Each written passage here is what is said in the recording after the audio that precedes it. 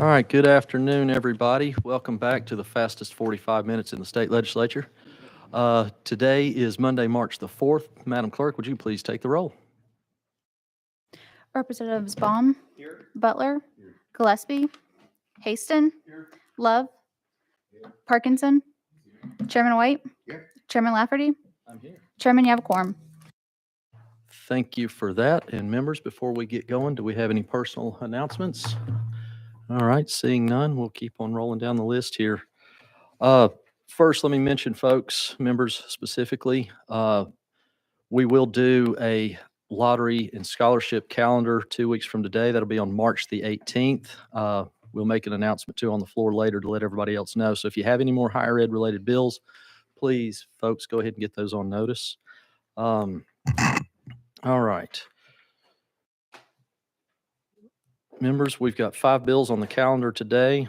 Item number 4, 2180, has been rolled. Let's see. First up, we have item number 1, House Bill 1660 by Chairman Reagan. Can I get a motion? And we've got a motion and a second. Chairman Reagan, you are recognized, sir. Thank you, Mr. Chairman. And before I launch into this, I will tell you that someone has come to me with a 3-word change that they are wanting to put on this. And I also checked to make sure that I had rolls available, and I'm willing to roll this to put those 3 words on it and bring it back to you. Or if you think 3 words is not too big a deal, we can run it and put them on between this and the next committee. Your choice. I believe with non-substantive amendments, I believe we can do that on the fly. Do we need to go out of session for a minute to draw this up, or how do we handle this? Yes, sir, Representative Parkinson. Thank you, Mr. Chairman. But we probably should know what the 3 words are. Well, again, I don't mind bringing back a clean amendment.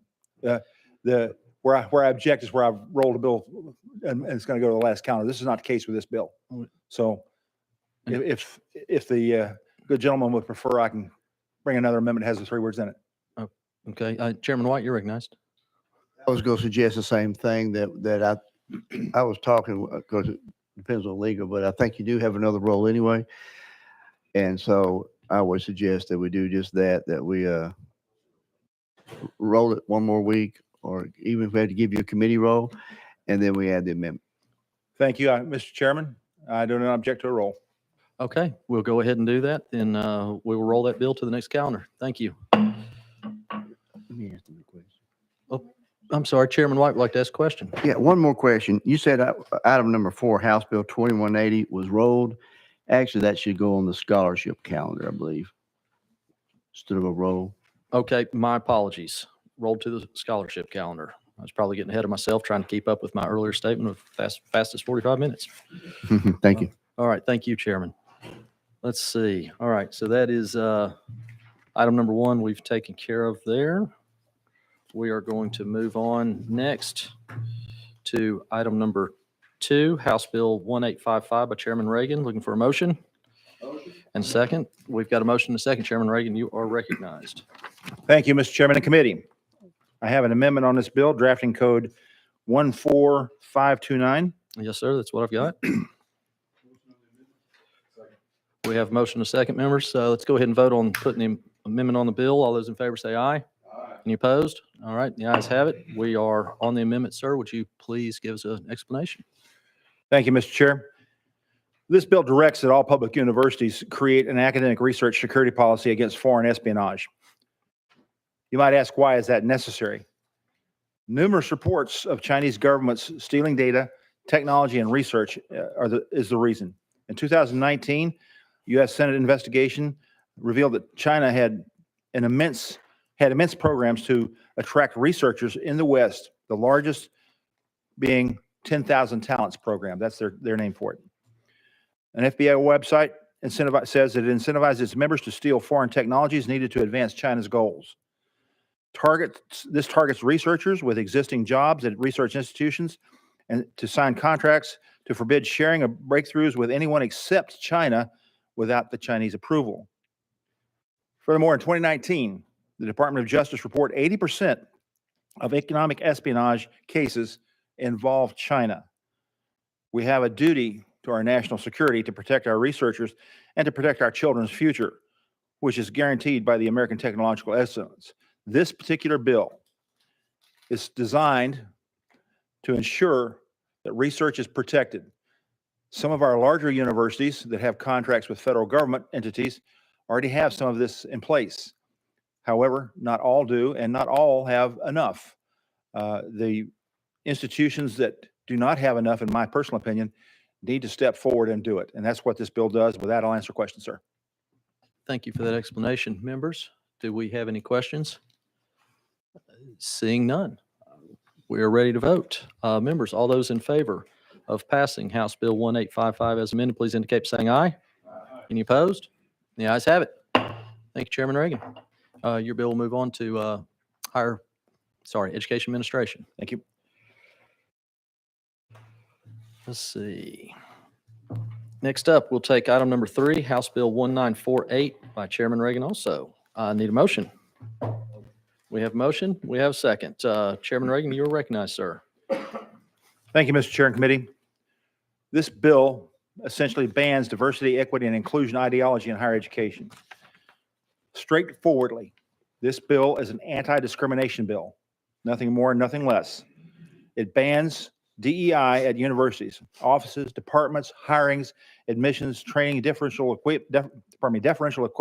treatment, and regardless of the administrative name of the organization, where they change the name from DEI to something else, the activities are prohibited in this bill.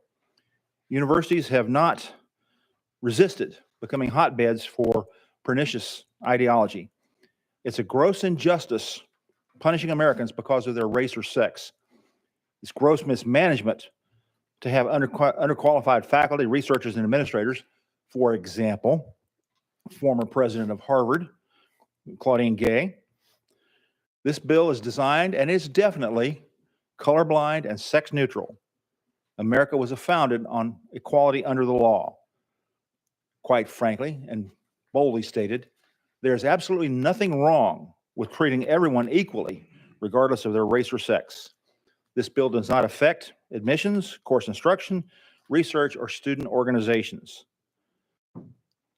Current DEI efforts, despite what they are touted to be doing, do not fix race relations or constitute unacceptable discriminatory ideology, training, and hiring practices. With that, I stand ready to answer questions. Thank you for that explanation. And looks like we've got Chairman Baum on the questions list. Please, Chairman, you're recognized. Thank you, Chairman Lafferty. The question I have kind of has to do with world events. Recently, in October, we had the attacks on Israel, and we've had universities up north and maybe other places being accused of anti-Semitism. But I feel like our universities in Tennessee have done things to try and help and support Jewish students. And my question is going to be whether this bill would limit a university's ability to do that. I got a letter from the Knoxville Jewish Alliance, and I want to read kind of their concern. They say that this bill would limit what universities can do to support students in the Jewish community. University of Tennessee has been working with students in the Jewish community to provide intentional support services, anti-Semitism education and training, and spaces for students to share life experiences, reflect, and connect with others during this troubled time in our world's history. House Bill 1948, if enacted, the university would be prevented from continuing these efforts. Its passage would also limit the university's ability to provide and expand on coaching and advocacy support for Jewish student organizations, including mentoring programs that connect students with resources throughout campus. These services are open to all, but are critical to students in the Jewish community as they persist through the horrors of the terrorist attacks and the ongoing conflict with Israel, which has sparked an alarming rise in anti-Semitic sentiment in our country. I guess with that as a backdrop, my concern is, would a university like the University of Tennessee be able to continue to provide these support services for Jewish students or any other kind of student after sort of a horrific event like occurred in October of last year? Chairman Reagan. The straightforward answer to your question is, frankly, it depends on the circumstances. I'm going to give you the very, very basic answer, though. We've had demonstrations supporting Hamas as some of the same universities that you're talking about. Hamas is advocating violence, among other things. This bill is intended to ensure that that doesn't happen. Diversity is fine up to a point. However, when it ceases to be diversity of thought and becomes diversity based on some other category, whether it's race, religion, sex, or whatever, then it's discriminatory, pure and simple. And I stand by that analysis regardless. Follow up? Okay, thank you for that. Chairman White, you're recognized. Well, thank you. And first of all, Chairman Reagan, I appreciate you're so valuable to our Education Committee because you are able to dig down into issues because of your background. But that is the same issue that I have that Representative Bond pulled up or brought up. My question to you is this: when our higher education, both public and private, do have issue with a bill like this, is there not some way that you can work with them to come to an agreement where we as a committee are not being pitted with one thing versus what our higher education wants also? Is there any flexibility there on your part to work with them? You're recognized. Thank you. Yes, sir, there is.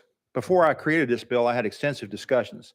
And I certainly, as is indicated by the other bills, don't mind taking amendments. However, that follows, as far as this bill is concerned, and I will point out, as I did before, that Florida has already implemented this. The idea of diversity in thought, in viewpoint, is something to be encouraged in our universities. But diversity on the basis of anything else has no place in our higher education system. We should, as a body, encourage our universities not to take sides on the basis of ethnicity or race or sex or anything else. Our universities are places of higher learning, period. And that learning is hampered when we start putting policies in place that pick one side over another. Follow up. Oh, thank you. Okay, I do understand that. So with what Representative Baum brought up when the letter from the Knoxville Jewish Alliance, when October 7th happened and there was a lot of anti-Semitic rhetoric on some campuses and whatnot, do you not feel like your bill, where if the university needs to reach out to this Jewish community to help them and understand and protect them, does your bill prevent that? You're recognized. This bill does not prevent that, sir. This bill prevents them giving preference in academic or hiring or any other category of institutional control. Reaching out to someone to give them comfort or some other kind of aid is not covered with this. The idea behind this is that the universities right now have diversity, equity, and inclusion as a watchword for discrimination. You're recognized. One last question. Does anything in your bill where this would maybe violate a federal guideline, would there be anything there that this bill would not be able to negate a federal issue? You're recognized. The answer to your question is no. On page 2 of the bill, B1 does not, except as required by federal law. So there's a clear exception there for anything with federal law.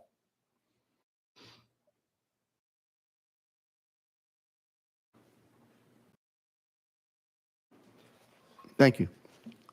Thank you for that. Chairman Gillespie, you're recognized.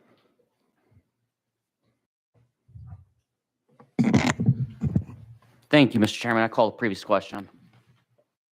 Previous question's been called. Any objections? Seeing no objections, we're voting.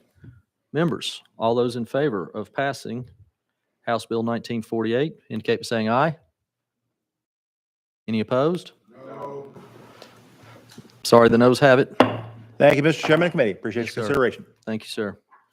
All right, next up, we've got House Bill 2180. Oh, I think we already took care of that. Rolled that to the Lottery Scholarship Plan. Final bill we've got today is House Bill 2393. Chairman White, you're in charge, sir.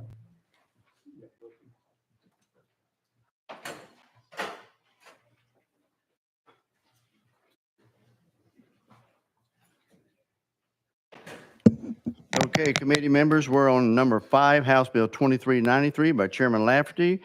Do I have a motion and a second? Got a motion and a second. Are there any amendments on this bill, sir? I do not have any amendments on this bill. Okay, without any amendments, you are now recognized to explain your bill. Thank you, Chairman.